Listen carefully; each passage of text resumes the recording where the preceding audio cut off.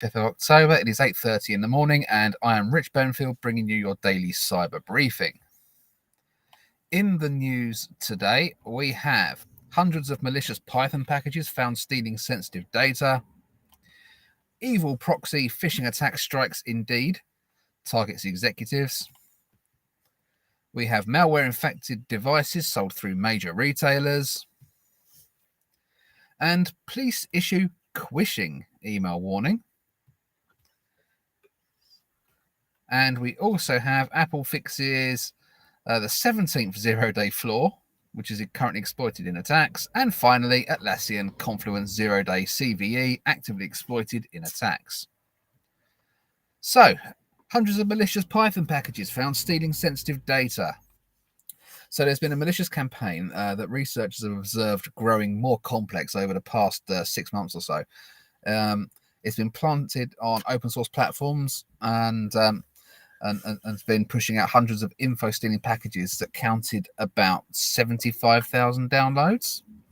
The campaign has been monitored since early April by analysts at Checkmarx' supply chain security team, who have discovered 272 packages with code for stealing sensitive data from targeted systems. The attack has evolved significantly since it was first identified, with the package authors implementing increasingly more sophisticated obfuscation layers and detection evading techniques.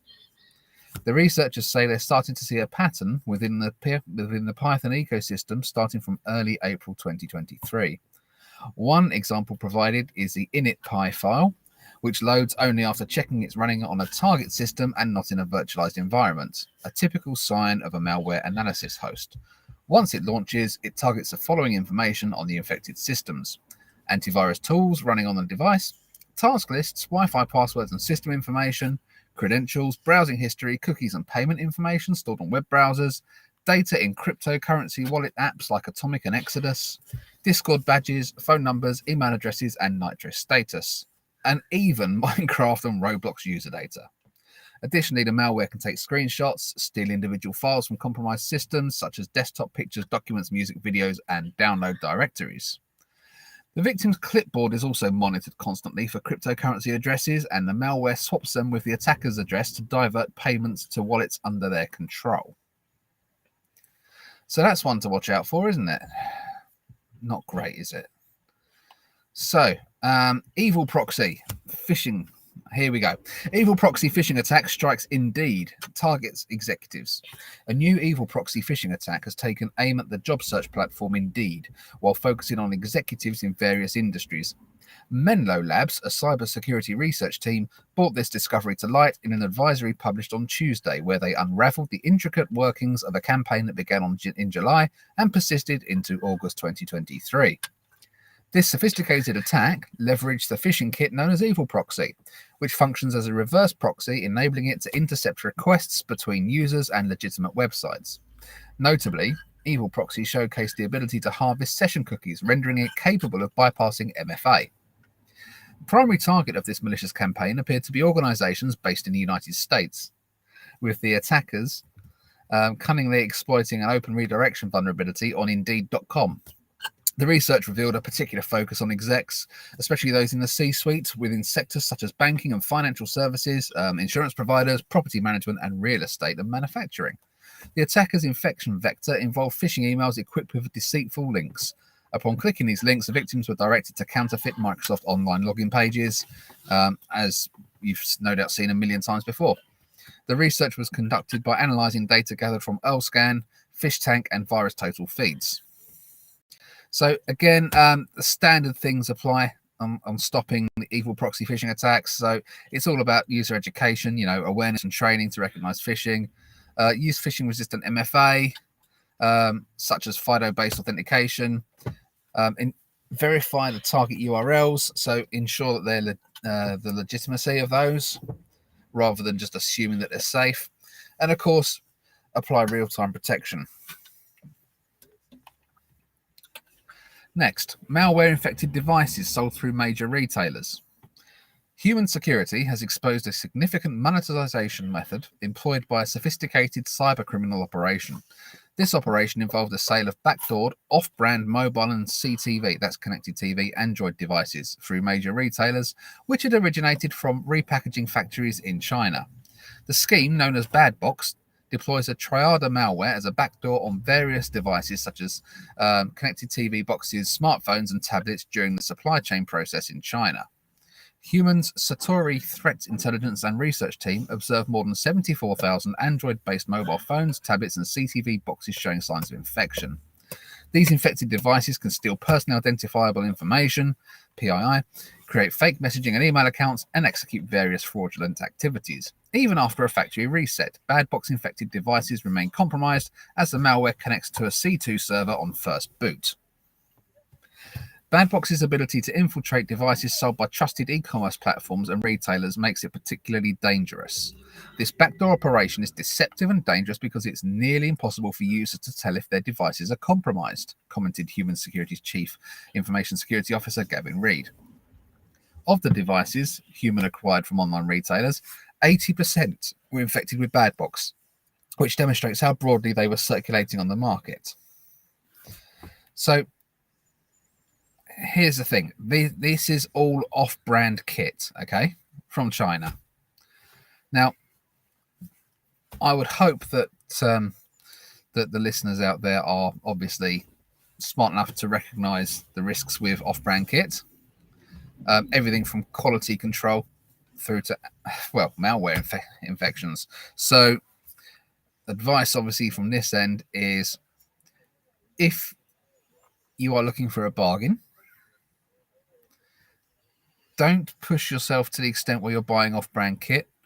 Buy good quality kit from reputable vendors. In this case, it's not the websites, it's in the supply chain process, but you wouldn't get that with a Sony or a Samsung or a Philips TV or an LG. This is all off-brand stuff. So if you really want a new TV for a bargain, I would even go so far as to go take your chances secondhand with a brand name one rather than an off-brand TV. Anyway, your mileage may vary. Next up, police issue quishing email warning. So police in Northern Ireland have warned organisations in the province to be on their guard after issuing a new crime prevention notice on quishing, which is phishing via QR codes. Originally published by the Police Service of Northern Ireland Cybercrime Centre, the notice urges all local businesses to ensure staff cybersecurity awareness training is updated so employees can spot the threat. QR phishing, or quishing, has a similar end goal to regular scale emails, which are designed to trick the victim into handing over their credentials/personal information or unwittingly installing malware. The victim typically receives an unsolicited email, but this time containing a PDF or PNG image of a QR code. The example given in the notice is one branded with Microsoft Authenticator, although other brands may be spoofed for a similar effect. So obviously this is quite a recent sort of threat, and you have to kind of follow the same advice that you'd follow with phishing, which is actually around don't click on things, or in the case of QR codes, don't shoot them and follow them if you don't know what they are. I mean, it's even possible that things like, sometimes pub menus are now based on QR codes and things like that. It's possible that somebody could stick a sticker over the top in a physical location with a dodgy QR code and send a customer off to somewhere completely unexpected. So, that could be a thing. You're not with QR codes, because it's a physical thing that people take a photo of a lot of the time. And they're actually more likely to trust them if they're found in a trusted location. It's not just an online problem. It's not just the threat from receiving a QR code via email. There's all sorts of tricks you could do. Imagine if you went to a very public place, I don't know, a theme park or something, and you put up a sign with a QR code. A lot of people would quite possibly click that trying to get something for free. So, these things aren't necessarily just digital only, received by email. This stuff can happen in the real world. So again, same rules apply as you would with phishing, and it's training and awareness and understanding and things like that. I mean, QR codes are slightly less obvious than phishing links because they're not easily decoded by the human eye. In fact, I don't know anyone that can look at a QR code and go, I know where that leads to, without using their phone. So, yeah, be careful. Next up, we have Apple fixed the 17th zero-day flaw exploited in attacks. So there's an emergency security update to address a new zero-day vulnerability, tracked as CVE 2023-42824, that is exploited in attacks targeting iPhones and iPad devices. The vulnerability is a privilege escalation issue that resides in the kernel, and it was addressed with improved checks. A local attacker may be able to elevate their privileges. Apple is aware of a report that the issue may have been actively exploited against versions iOS before iOS 16.6, reads the advisory published by the company. The vulnerability impacts iPhone XS and later, iPad Pro 12.9-inch 2nd gen and later, iPad Pro 10.5-inch, and the 11-inch 1st gen and later, iPad Air 3rd gen and later, iPad 6th generation and later, and iPad Mini 5th generation and later. So if you have any of those devices, get yourself updated as quickly as you can. They've also addressed a buffer overflow issue tracked as CVE 2023-5217 in WebRTC that may result in arbitrary code execution. And the company addressed the vulnerability by updating to libvpx 1.13.1. Okay, so again, just a standard notification. Get yourself updated if possible. Finally for today, Atlassian Confluence 0-Day CVE 2023-22515, actively exploited in attacks. It's a critical, Atlassian have fixed a critical 0-day flaw in its Confluence data center and server software, which has been exploited in the wild. So again, this is CVE 2023-22515, which has a CVSS score of 10 in its Confluence data center and server software. The flaw is a privilege escalation vulnerability that affects Confluence data center and server 8.0.0 and later. A remote attacker can trigger the flaw in low complexity attacks without any user interaction. The company is aware that the vulnerability has been exploited in attacks. Okay. According to their advisory, the vulnerability doesn't impact Atlassian cloud sites. If customer's Confluence site is accessed via an Atlassian.net domain, it is hosted by Atlassian and is not vulnerable to this issue.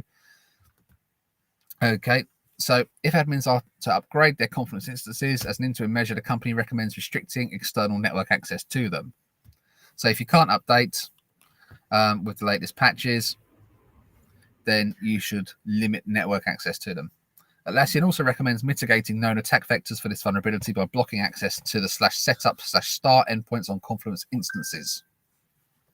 The software firm also recommends checking instances for the following indicators of compromise: of the Confluence administrator, unexpected newly created user accounts, request to /setup/star.action in network access logs, presence of /setup/setup administrator.action in an exception message in Atlassian Confluence security log in the Confluence home directory.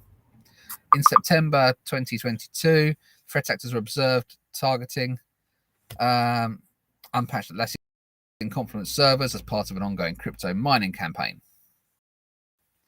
Okay, so again, it's a case of there is an update, so get yours patched.